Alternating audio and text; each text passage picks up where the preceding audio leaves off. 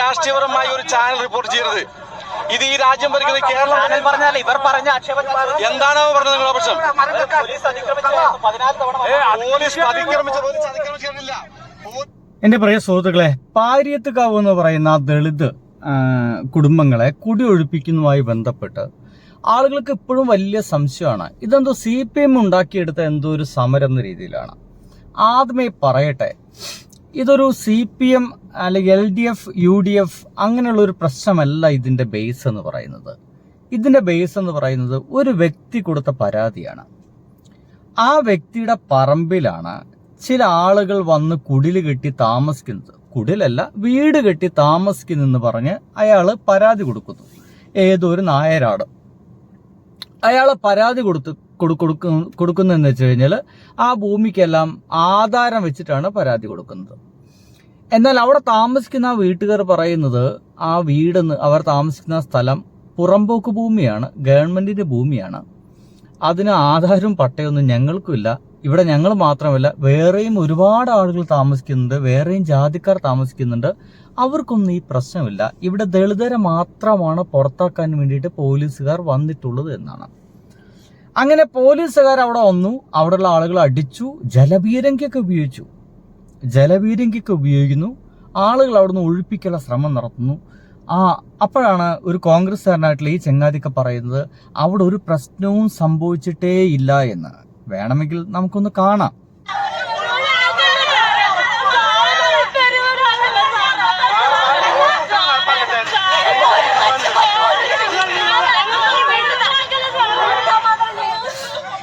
ആ കരച്ചിൽ കേട്ടോ നിങ്ങള്? ഞങ്ങളെ പെരുവഴിയിലേക്ക് ആക്കല്ല സാറേ എന്ന് പറഞ്ഞുകൊണ്ട് കരയുകയാണ്. ഭരണകൂടത്തിന് പലപ്പോഴും മനുഷ്യരുടെ കണ്ണീര് കാണാൻ പലപ്പോഴും കഴിയാറില്ല.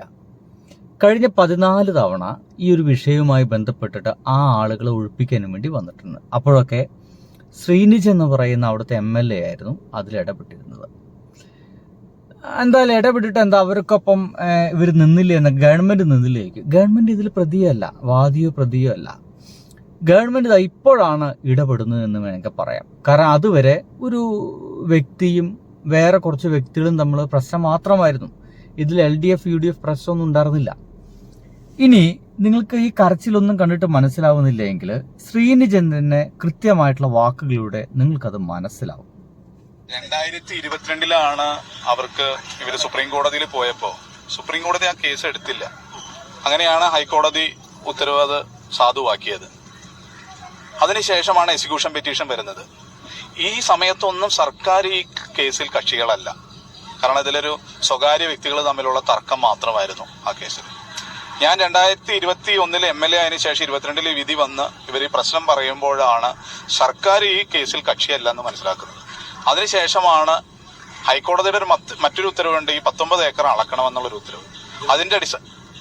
ഇതിനോടൊപ്പം തന്നെ അതിന്റെ അടിസ്ഥാനത്തിൽ അന്നത്തെ കളക്ടറായിരുന്ന ശ്രീ ഉമേഷ് ഈ 19 ഏക്കർ അളക്കാൻ വേണ്ടി ഗവൺമെന്റിൽ ഞങ്ങൾ സമ്മർദ്ദം ചെലുത്തി അളക്കാൻ തീരുമാനിച്ചു. ആ 19 ഏക്കറിലുള്ള മുഴുവൻ ആളുകൾക്കും നോട്ടീസ് കൊടുത്തു. എന്തുകൊണ്ടാണ് 19 ഏക്കറും കയ്യേറിയിരിക്കുന്ന മറ്റു ആളുകളുടെ ഇടയിലേക്ക് ഈ വിഷയങ്ങളൊന്നും എത്താത്തത്? ഈ 2.5 ഏക്കറിൽ വരുന്ന SC കുടുംബങ്ങൾ, ദളിത് കുടുംബങ്ങളുടെ കാര്യത്തിൽ മാത്രമാണ് ഈ കുടിയൊഴിപ്പിക്കുന്ന വിഷയം വരുന്നത്. മനസ്സിലായോ? 19 ഏക്കർ സ്ഥലമുണ്ട്. ഇത് ഗവൺമെന്റുമായി ബന്ധപ്പെട്ടോ CPMുമായി ബന്ധപ്പെട്ട പ്രശ്നമൊന്നുമില്ല. എന്നാൽ CPM അവരെ സംരക്ഷിക്കാൻ വേണ്ടി നിൽക്കുന്നുണ്ട്. വേറൊരു പാർട്ടിക്കാരോ നിൽക്കുന്നില്ല എന്ന കാര്യത്തിൽ സംശയമില്ല. അവരാരും നിൽക്കാറില്ലല്ലോ. അവസാന സമയത്ത് അതിന്റെ ഭാഗ്യം നേടാൻ വേണ്ടി വരുന്ന ആൾക്കാരാണ് ഈ കോൺഗ്രസ്സുകാരും BJPക്കാരെന്നൊക്കെ പറയുന്നത്. ഇവിടെ സംഭവിച്ചു പോയ പ്രശ്നം എന്താ വെച്ച് കഴിഞ്ഞാൽ 19 ഏക്കർ ഉണ്ട്. അതിന്റെ 2.5 ഏക്കർ സ്ഥലത്താണ് ഇപ്പോഴീ പറയുന്ന ദളിത് കുടുംബങ്ങൾ താമസിക്കുന്നത്.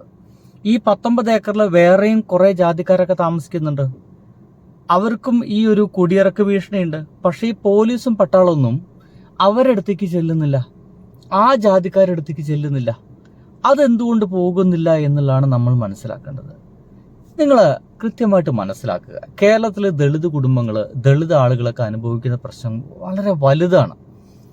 ഇവർക്ക് വേണ്ടി നിൽക്കാൻ, ഇവർക്ക് വേണ്ടി സംസാരിക്കാനും ഒരാളും ഉണ്ടാവില്ല എന്നുള്ളതാണ്. ഞാൻ ഇത്രയും ഈ വീഡിയോ ഇങ്ങനെ ഡീറ്റെയിൽ ആയിട്ട് ചെയ്യുന്നത്, ഞാനിത് എൻ്റെ ഫേസ്ബുക്കിൽ ഇട്ടപ്പോൾ ഒരു പ്രിയ സുഹൃത്ത് വളരെ ഡീറ്റെയിൽ ആയിട്ട് എന്നോട് ഫൈറ്റ് ചെയ്യുന്നുണ്ട്.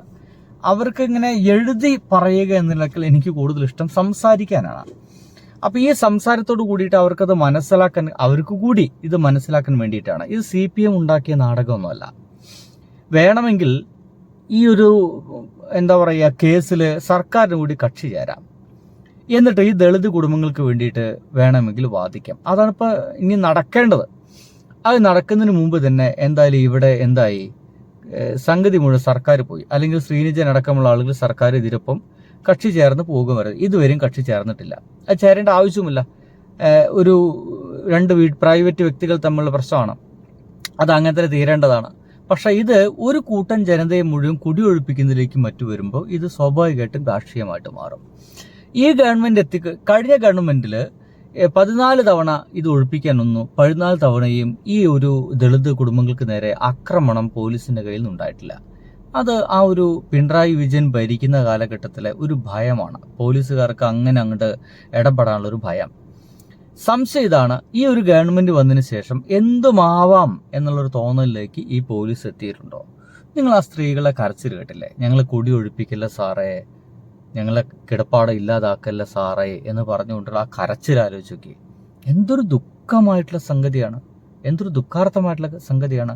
അപ്പനും അമ്മയും കുട്ടികളെല്ലാം കൂടിയിട്ട് എന്തൊരു ഭീതിതമായ അവസ്ഥയിലൂടെയാണ് ആ പാവം ദളിത് കുടുംബങ്ങൾ മുന്നോട്ട് പോകുന്ന ആലോചിച്ച് നോക്കി. ഇവർക്ക് വേണ്ടിയും സംസാരിക്കാൻ ആരും ഉണ്ടാവില്ല, ശ്രീനിജിനെ പോലൊക്കെയുള്ള കുറച്ച് ആളുകളല്ലാതെ. അപ്പോ ഈ 19 ഏക്കറിലുള്ള ആളുകളുടെ അടുത്ത് മുഴുവൻ നോട്ടീസ് കിട്ടി അവരുടെ കയ്യിലുള്ള രേഖകൾ ഹാജരാക്കാൻ പറഞ്ഞിട്ട് ഇതുവരെ ഒരാൾ പോലും, ഇൻക്ലൂഡിങ് ഈ ശങ്കരൻ നായർ പോലും രേഖകൾ ഹാജരാക്കിയിട്ടില്ല. അപ്പൊ ആ നടപടിക്രമങ്ങൾ അവിടെ നടക്കുന്നുണ്ട്. അതോടൊപ്പം തന്നെ ഈ 2.5 ഏക്കർ നിങ്ങൾ നേരത്തെ സൂചിപ്പിച്ച പോലെ ഗവൺമെന്റിനെ സംബന്ധിച്ച് ഈ ഗവൺമെന്റ് ഇതിൽ കേസിൽ കക്ഷിയാകണമെങ്കിൽ ഈ നോട്ടീസ് സെർവ് ചെയ്ത് ഇത് പുറമ്പോക്ക് ഭൂമിയാണെന്ന് എസ്റ്റാബ്ലിഷ് ചെയ്താൽ മാത്രമാണ് ഗവൺമെന്റിന് ഒഫീഷ്യലി ഇതിൽ കക്ഷി ചെയ്യാൻ പറ്റുകയുള്ളൂ.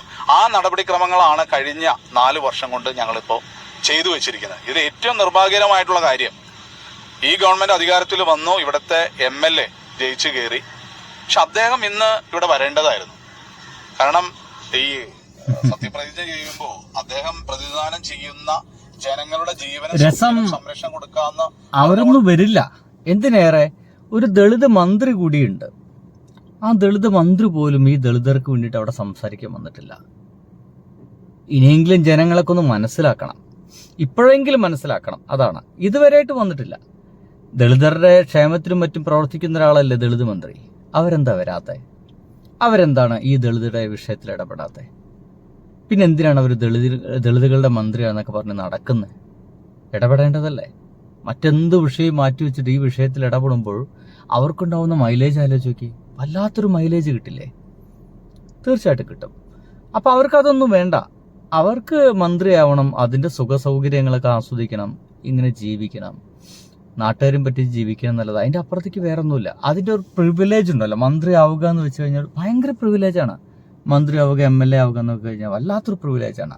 ആ പ്രിവിലേജ് അനുഭവിക്കാൻ വേണ്ടി മാത്രം ചില ആളുകൾ എന്നത് മാത്രമാണ് നമ്മൾ മനസ്സിലാക്കേണ്ടത്. ആണല്ലോ അദ്ദേഹം ജയിച്ചു കയറിയതും ഇപ്പൊ നാളെ സത്യപ്രതിജ്ഞ ചെയ്യാൻ പോകുന്നത്. അപ്പൊ ഉത്തരവാദിത്വത്തോടു കൂടി അദ്ദേഹം ഇന്ന് ഇവിടെ വന്ന് ഇത് നിർവഹിച്ച് ഈ ജനങ്ങളുടെ കൂടെ ഉണ്ടായിരുന്നു പറഞ്ഞിരുന്നെങ്കിൽ ഞങ്ങളും അദ്ദേഹത്തിന്റെ കൂടെ ചേരുമായിരുന്നു. പക്ഷെ നിർഭാഗ്യവശാൽ അത്തരം കാര്യങ്ങളൊന്നും ഉണ്ടായിട്ടില്ല എന്നുള്ളതാണ്. ഇത് ഗൗരവമായിട്ട് ഇപ്പൊ നേരത്തെ സഖാവ് സതീഷ് സൂചിപ്പിച്ച പോലെ ഈ സമരത്തിൽ ഇതിന്റെ ഏറ്റവും വലിയ ഇഷ്യൂ എന്ന് വെച്ച് കഴിഞ്ഞാല് ഇതിൽ CPM മാത്രം ഇടപെടാൻ പാടുള്ളൂ എന്നൊന്നുമില്ല. ആർക്കും വേണമെങ്കിൽ വരാം. ഇത് പൊതുജനങ്ങളുടെ വിഷയമാണ്, ദളിതുകളുടെ വിഷയമാണ്. അതിൽ ആർക്ക് വേണമെങ്കിൽ ചേർന്നിട്ട് അവരെ സംരക്ഷിക്കാനുള്ള എല്ലാ നിലപാടും എടുക്കാം. ഇതിന് കൃത്യമായിട്ടുള്ള ഒരു അവലോകനം നടത്തിയിട്ടുള്ളത് അത് ന്യൂസ് മലയാളം എന്ന് പറയുന്ന ചാനൽ മാത്രമാണ്. ഞാൻ പറയുന്നത് വളരെ പതുക്കെയാണെന്ന് എനിക്കറിയാം, സ്പീഡ് വളരെ കുറവാണ്. എങ്കിലും ആളുകൾക്ക് ഇത് മനസ്സിലാവട്ടെ എന്നുള്ളതുകൊണ്ട് അങ്ങനെ പറയുന്നത്. ന്യൂസ് മലയാളം വളരെ വ്യക്തമായിട്ട് പറഞ്ഞിട്ടുണ്ട് കേൾക്കാത്തവർക്ക് വേണ്ടി. 14 തവണ ഇവിടെ ഒഴിപ്പിക്കൽ നടപടിയുമായിട്ട് പോലീസ് പാട്ടുണ്ടാവും അതിന്റെ ബാക്ക്ഗ്രൗണ്ടിൽ. അവിടത്തെ ഇടതുപക്ഷത്തിന്റെ MLA ആയിരിക്കുന്ന ശ്രീനിജൻ മുന്നിൽ ഇറങ്ങി നിന്നതിനെ തടഞ്ഞു. അത് നമ്മളെല്ലാവരും കണ്ടതാണ്. ഈ ഓരോ തവണ വരുമ്പോഴും നമ്മളത് വാർത്ത റിപ്പോർട്ട് ചെയ്യുന്നുണ്ട്. ഇന്ന് തന്നെ നമുക്ക് ഉണ്ടായ ഒരു സംഭവം, കൗതുകകരമായ ഒരു സംഗതി, പാട്ടെന്തിനാണ് രചിക്കുന്നത്? അവിടുന്ന് പോയിരുന്നു. കാരണം കരുതിയാണ് അവിടെ മാധ്യമങ്ങളൊക്കെ ചെല്ലുന്നത്. പക്ഷേ സർക്കാർ മാറി എന്നുള്ള ഒരു തോന്നൽ എന്തായാലും അവിടെ വന്ന പോലീസ് ഉദ്യോഗസ്ഥർക്കടക്കം ഉണ്ടായി എന്നുള്ള ഒരു പ്രതീതിയാണ് നമുക്ക് പിന്നീട് മനസ്സിലല്ലേ. സർക്കാർ മാറി എന്ന് പറയുന്ന ഒരു എന്താ പറയുക ബോധ്യം എല്ലാ പോലീസുകാർക്കും ഉണ്ടായി. അതിൻ്റെ ഭാഗമായിട്ടുള്ള ആക്രമണങ്ങളാണ്. അപ്പോൾ ഇങ്ങനെയാണെങ്കിൽ ഇനി എന്തൊക്കെ അനുഭവിക്കേണ്ടി വരും നമ്മൾ കേരളത്തിലെ ജനങ്ങൾ എന്നുള്ളതാണ്. ഇത്രയായിട്ടും ഈ രണ്ടാമത്തെ ദിവസമായിട്ടും ആ ദളിത് മന്ത്രി ഇപ്പോഴും അവിടേക്ക് എത്തിയിട്ടില്ല. എന്തിനാണ് പിന്നെ ഇവരൊക്കെ തെരഞ്ഞെടുത്തത്?